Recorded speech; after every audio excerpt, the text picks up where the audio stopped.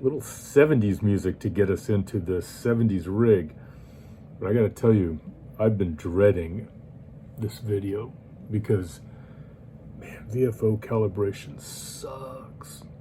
Oh, it sucks.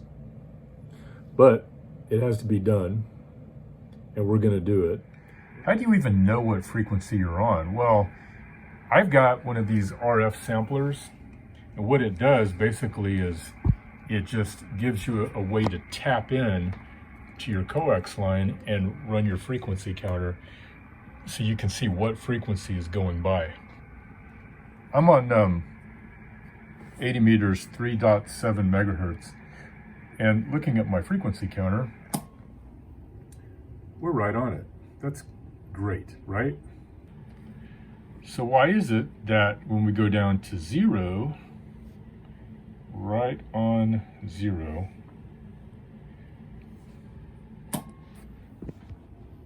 we're 17 kilohertz off? What does that mean?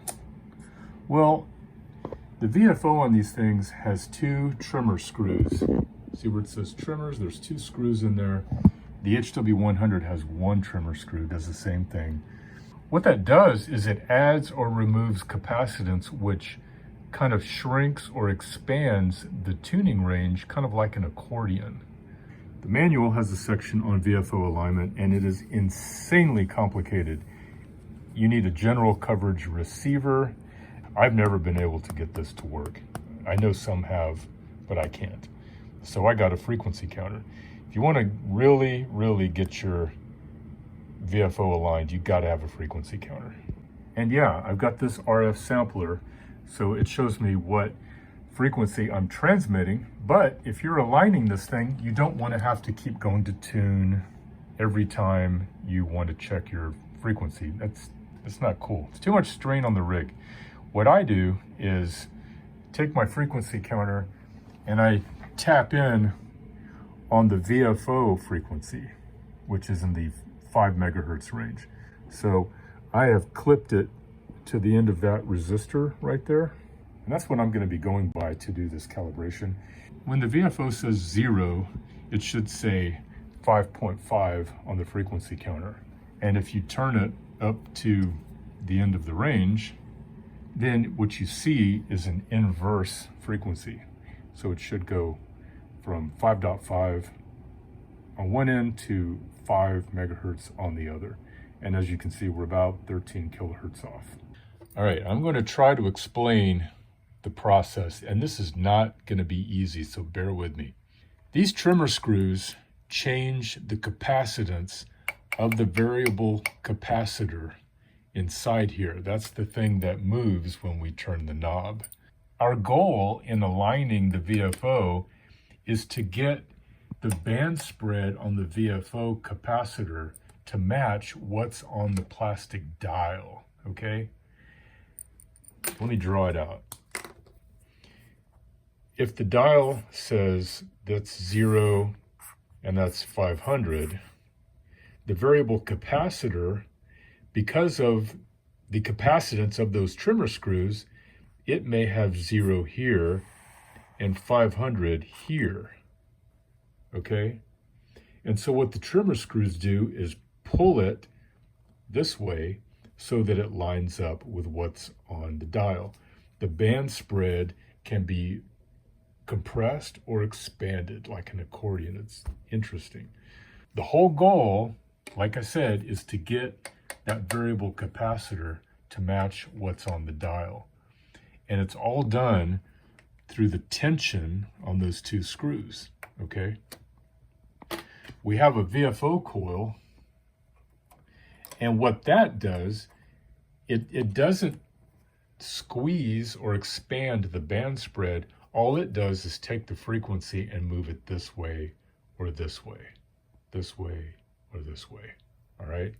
It's not shrinking, it's not expanding, it's just moving it back and forth. So when we tighten those trimmer screws and it throws the frequency off, we use the VFO coil to pull it back. So you'll see me adjust the trimmer screws, and that throws the frequency off. I use the VFO coil to pull the frequency back according to the frequency counter.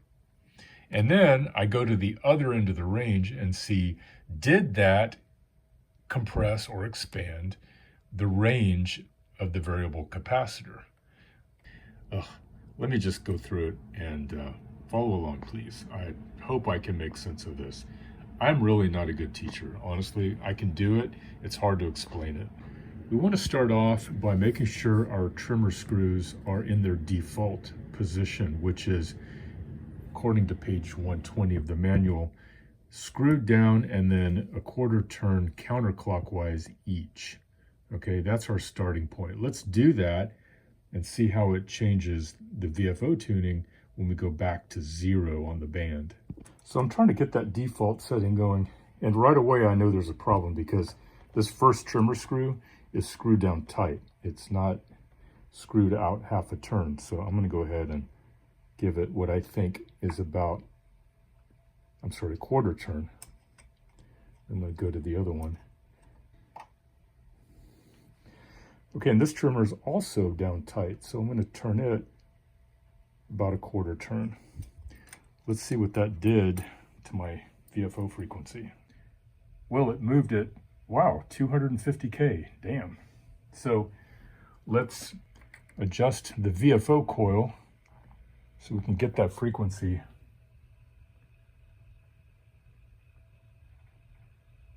back where it should be.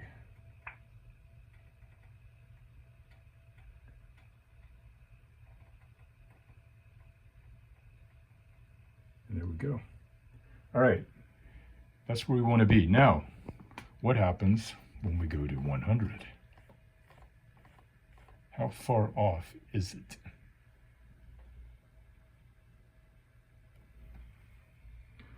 It's 4 kilohertz off. What about when we go to 200? Dang. 200 is perfect. We go to 300. We want to see 5.2, and we're 10 off.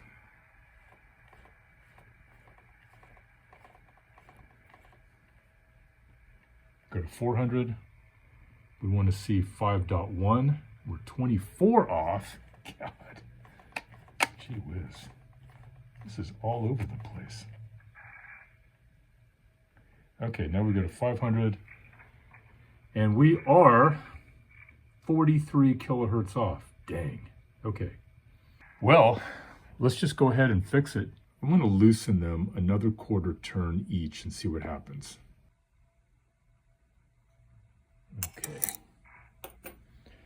Okay, that put us at 4.98. And now I'm going to adjust the VFO coil and get that to 5.0. Okay. So let's go down to 0 and see where we're at. Okay, we're at 0. We should be at 5.5. We're